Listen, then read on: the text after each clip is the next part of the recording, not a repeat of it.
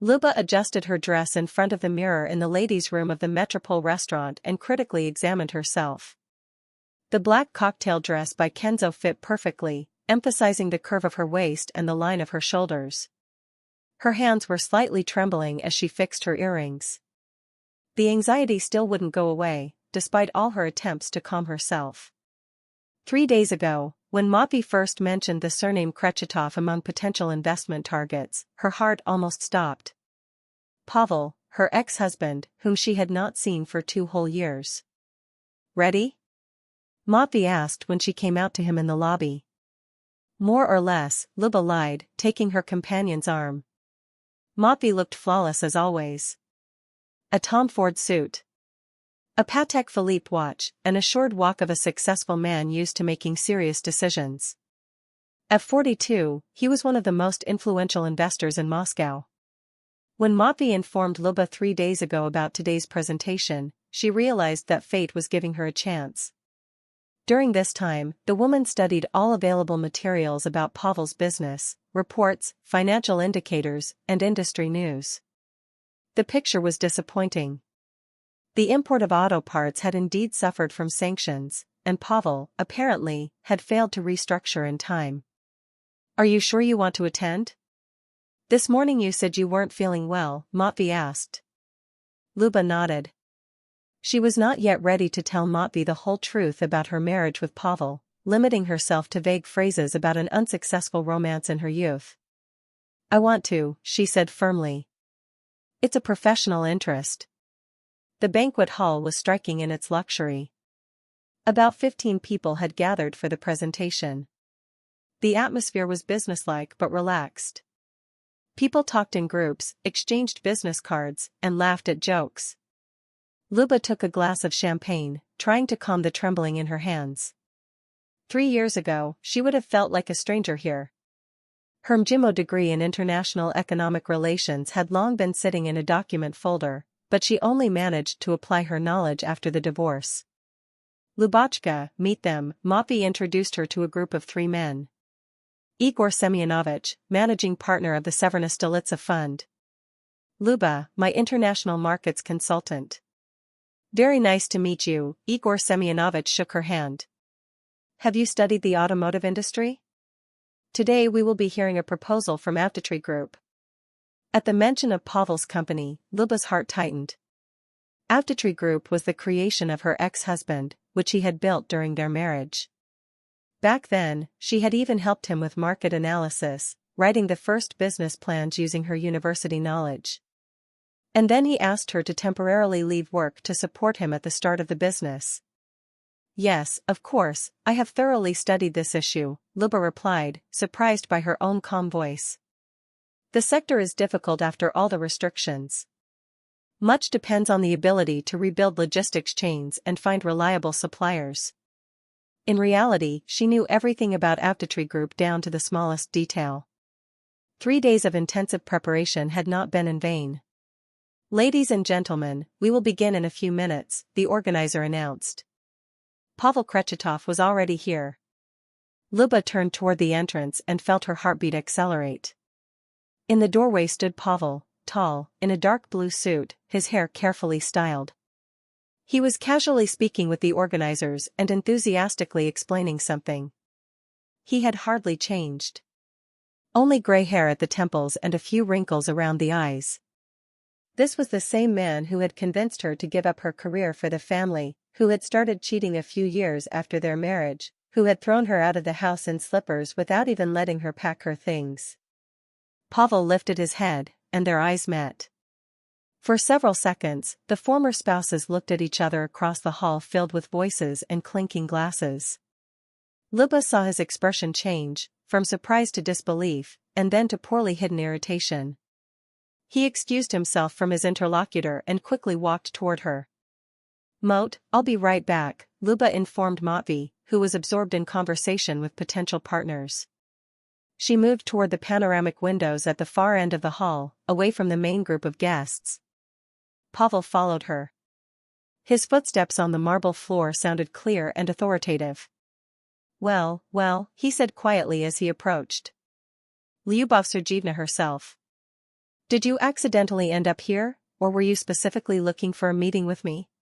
His voice was still the same, low, velvety, but with barely noticeable notes of contempt.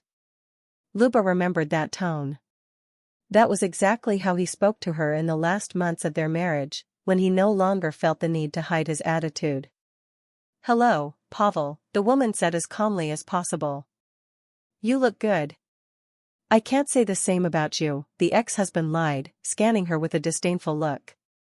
Luba knew perfectly well that she looked much better than 2 years ago. Sports, expensive cosmetic procedures, a stylist, all of this had turned a tired housewife into a confident woman. "What are you doing here? Don't tell me this suit is within reach of an ordinary lab assistant?" Pavel asked with a smirk. Luba gave a faint smile. Pavel still didn't know what she had been doing after the divorce. Right after the court case, she needed something to live on.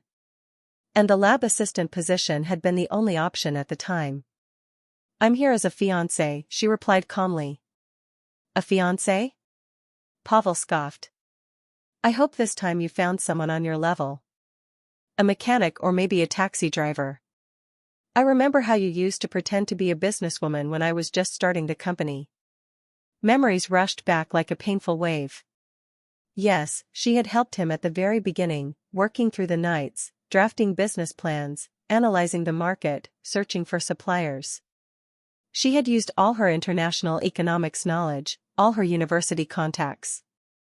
And later, her husband told partners that his wife was just for decoration, and that he alone was responsible for the business. "Pavel," Luba said quietly. "You asked me to leave my job. You said family was more important than a career, and that you would provide for us." "And I did provide," Pavel cut her off. "An apartment, clothes, vacations. What more did a stupid empty-headed woman want?" "Loyalty, for example," Luba replied sharply. Pavel's face darkened. He did not like being reminded of the affair with his secretary, which ultimately caused their divorce. Every man has needs. Especially when at home he's greeted by a whining mess who does nothing but complain and demand attention. The same mess who created your first business plan? Or the one who found suppliers through her university connections? Or the one who gave up her career for your ambitions? Huh. Do you seriously think your little scribbling mattered? Pavel sneered. Men make money, darling. Women just spend it and create problems. He leaned closer. Luba could smell his expensive perfume, the same scent she once found attractive. "I hope your new fiancé knows who he's dealing with," Pavel whispered. "Or did you not tell him how you were thrown out of your own house in slippers?" She remembered that day perfectly, the corporate party, his drunken rage, the secretary, the shouting, the things thrown into the hallway, and her being pushed out in slippers without even a chance to pack. At that moment, the event organizer approached them. "Pavel Viktorovich, we are ready for the presentation. Please proceed to the podium." The ex-husband gave Luba one last disdainful look and walked toward the improvised podium where the projector was already set up. She returned to the table. "Are you okay?" Matvey asked quietly, helping her sit down. "Yes, we just talked a little." The guests took their seats at the long oval table. Pavel began his presentation.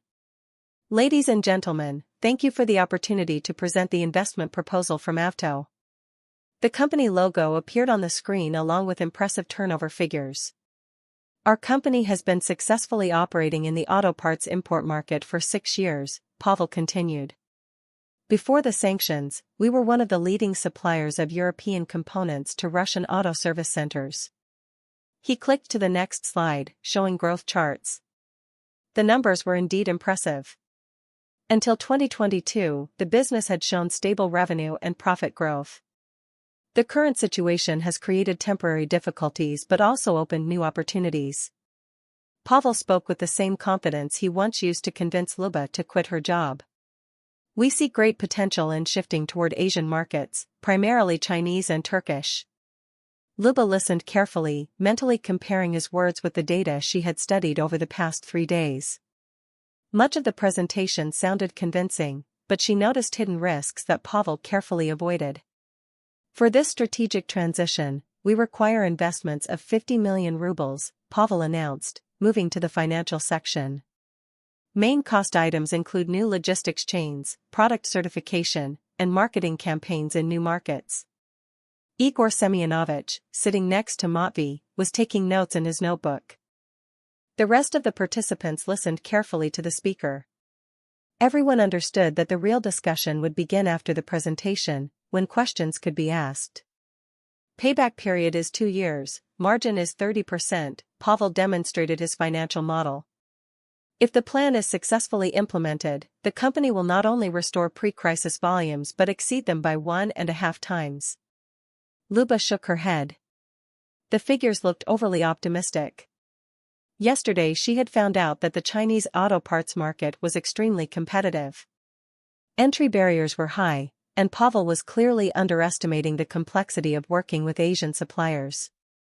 In conclusion, I want to emphasize, the speaker continued, that Auto Group is not just an importer, but a full technological partner for Russian auto service centers. We have experience, expertise, and most importantly, market understanding. He finished his presentation and scanned the room with a confident look. There was no applause. Thank you, Pavel Viktorovich, the organizer said. Now we have time for questions and comments. Igor Semyonovich, would you like to start as usual? Of course, the managing partner of the fund nodded. I have a question regarding logistics. You are talking about Chinese suppliers, but how exactly do you plan to handle customs clearance? Pavel began to explain his options, but Luba noticed he was carefully avoiding specifics, using vague phrases about well-developed solutions and reliable partners. That was exactly how he always behaved when he didn't fully understand a subject, speaking beautifully but explaining nothing. The next questions concerned certification, competition, and foreign exchange regulation risks.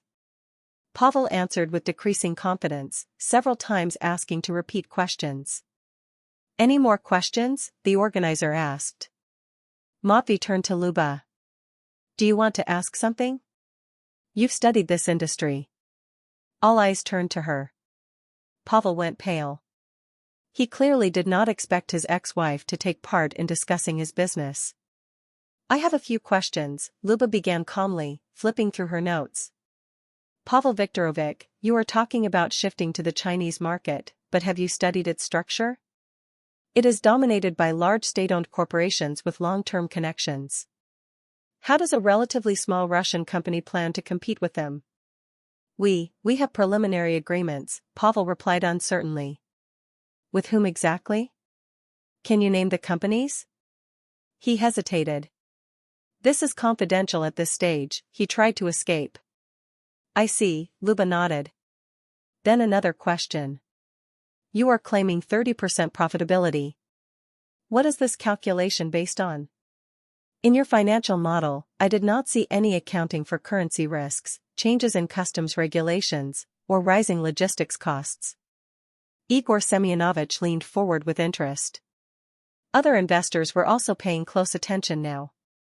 All risks are included in the overall structure of expenses, Pavel said, increasingly nervous. In the overall structure? Luba opened her tablet. I studied your financial results over the past 3 years. Revenue has fallen by 80%. Accounts receivable have quadrupled. You have overdue warehouse rent and debts to suppliers. How exactly do you plan to attract reliable Chinese partners with these indicators? Silence fell over the room. Pavel opened and closed his mouth, unable to find words. His confidence and arrogance had completely vanished. Additionally, Luba continued mercilessly, your model ignores a key industry trend. Russian auto repair shops are shifting toward older vehicles. Demand for premium spare parts is declining, yet you are proposing to invest in a shrinking segment. Where did you get this data? Pavel snapped. From open-source company information, Luba replied calmly. Tax filings, Rosstat data, industry reports. Any serious investor checks this before making a decision. Matvey looked at her with admiration, making notes in his notebook, clearly marking every weak point of the project. And one last question.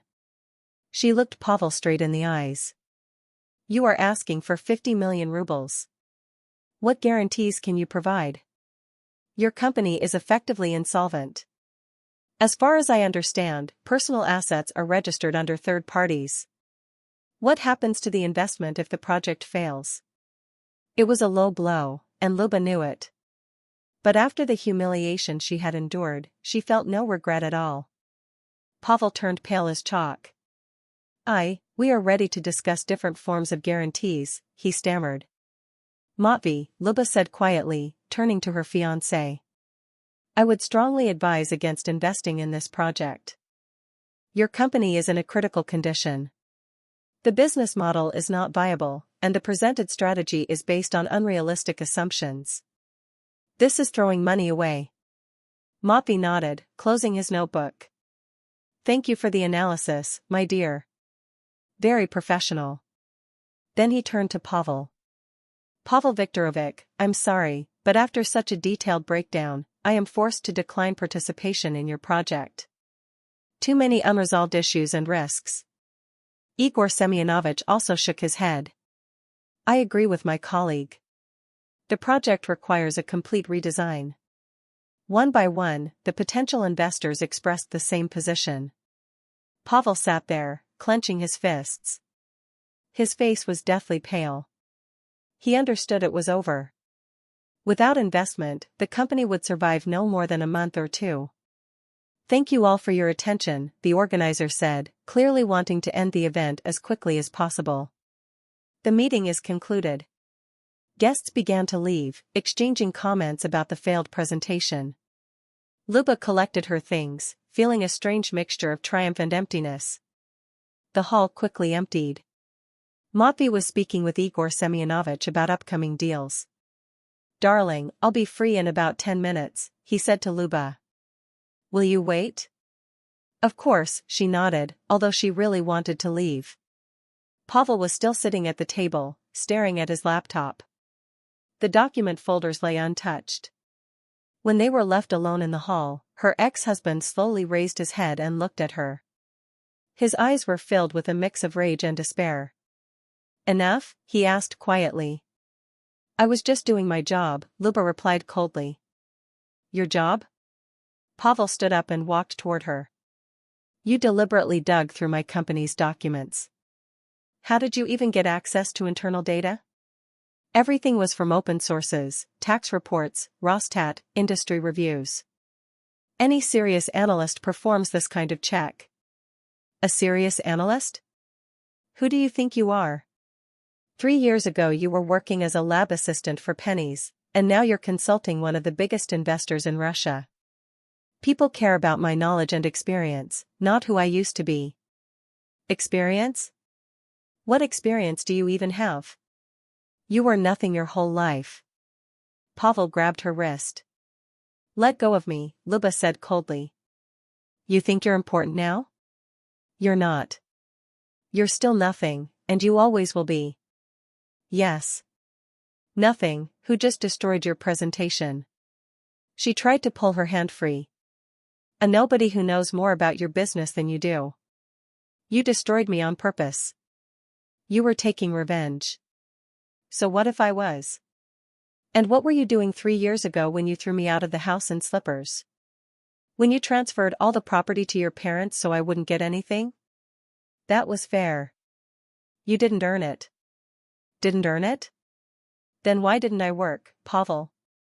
That doesn't matter now. Why doesn't it matter? Luba gave a cold smile. We both know the answer. Because you were the one who told me to quit my job. You said family was more important than career, that you would handle everything. It wasn't like that. Pavel fell silent. But you know what hurts the most? I believed you. I truly thought we were building a life together. And you just used me, then threw me away like I was disposable. I provided for you. Apartment, clothes, vacations.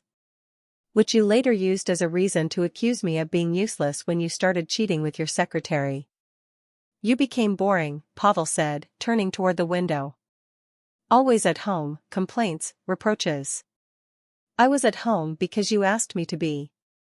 Pavel turned back to her. And now what? You decided to take revenge and destroy my business? I didn't destroy your business, Luba said tiredly. You destroyed it yourself.